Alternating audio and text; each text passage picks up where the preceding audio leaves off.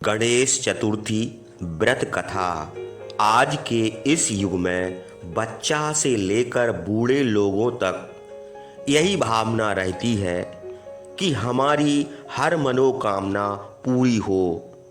तो आइए मनुष्य की हर मनोकामना पूरी करने वाले भगवान गणेश की अलौकिक कथा को ध्यान से सुनते हैं। इसे सुनने से मनुष्य के पापों का नाश होता है, हर मनोकामना पूरी होती है, पति पत्नी में आपसी मतभेद मिट जाता है, मनुष्य को रोग और व्यवसाय नौकरी इत्यादि में सफलता मिलती है। तो आप भगवान गणेश के भक्त हैं तो चैनल को सब्सक्राइब कर दीजिए। तो चलिए बगैर देर करे हम कथा को आगे बढ़ाते हैं। एक बार शिवजी पार्वती सहित नर्मदा के तट पर पहुँचे। वहाँ एक सुंदर स्थान पर पार्वती ने शिवजी के साथ चौपड़ खेलने की इच्छा व्यक्त की। तब शिवजी ने कहा, लेकिन हमारी हार जीत का साक्षी कौन होगा? पार्वती ने तत्काल वहाँ की घास के कुछ तिनके बटोरकर एक पुतला बनाया और उसमें प्राण प्रतिष्ठा करके उससे कहा, बेटा, हम चौपड़ खेलना चाहते हैं, किंतु यहाँ हार जीत का साक्षी कोई नहीं है। अतः खेल के अंत में तुम हमारी हार जीत के साक्षी होकर बताना कि हम में से कौन जीता कौन हारा। अब खेल प्रारंभ हुआ। देव योग से तीनों बार पार्वती ही जीती। जब अंत में बालक से हार जीत का निर्णय कराया गया तो उसने शिवजी को विजयी बताया।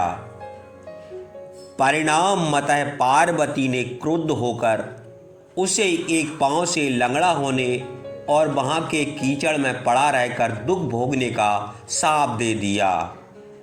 बालक ने विनम्रता पूर्वक कहा, माँ, मुझसे अज्ञानवश ऐसा हो गया है। मैंने किसी कुटिलता या द्वेष के कारण ऐसा नहीं किया। मुझे क्षमा करें तथा शाप से मुक्ति का उपाय बताएं। तब ममता रूपी माँ को उस पर दया आ गई और वे बोली, यहाँ नाग कन्याएं गणेश पूजन करने आएंगी। उनके उपदेश से तुम गणेश व्रत करके मुझे प्राप्त करोगे। इतना कहकर वे कैलाश पर्वत चली गईं। एक वर्ष बाद वहां श्रावण में नाग कन्याएं गणेश पूजन के लिए आईं। नाग कन्याओं ने गणेश व्रत करके उस बालक को भी व्रत की विधि बताई। तत्पश्चात बालक ने 12 दिन तक श्री गणेश का व्रत किया। तब गणेश जी ने उसे दर्शन देकर कहा, मैं तुम्हारे व्रत से प्रसन्न हूं, मनोवांछित वर मांगो। बालक बोला, भगवान, मेरे पांव में इतनी शक्ति दो कि मैं कैलाश पर्वत पर अपने माता पिता के पास पहुंच सकूं और वे मुझ पर प्रसन्न हो जाएं।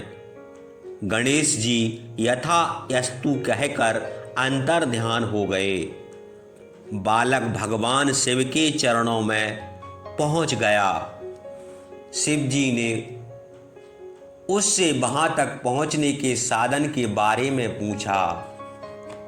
तब बालक ने सारी कथाएं शिव जी को सुना दी।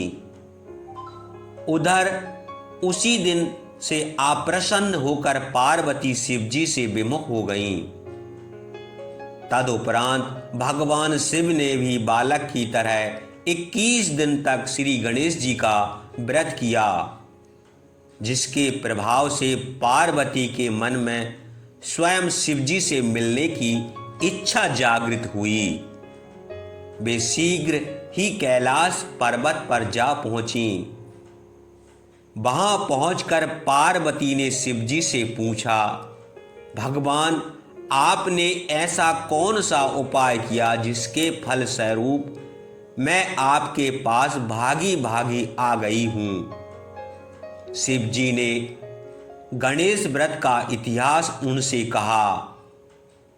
तब पार्वती ने अपने पुत्र कार्तिकेय से मिलने की इच्छा से 21 दिन पर्यंत 21 की संख्या में दुर्वा पुष्प तथा लड्डुओं से गणेश जी का पूजन किया। 21वें दिन कार्तिक के स्वयं ही माता से मिलने आ गए। उन्होंने भी मां के मुख से इस व्रत का महत्तम सुनकर व्रत किया। कार्तिकेय ने यही व्रत विश्वामित्र को बताया। विश्वामित्र जी ने व्रत करके गणेश जी से ब्रह्म ऋषि होने का वर मांगा। गणेश जी ने उनकी मनोकामना पूर्ण की। ऐसे हैं श्री गणेश जी जो सबकी मनोकामनाएं पूर्ण करते हैं। तो भक्तों, सच्चे मन से, सच्चे हृदय से एक बार जय गणेश का गूंजारा करें। जय गणेश, जय जय गणेश।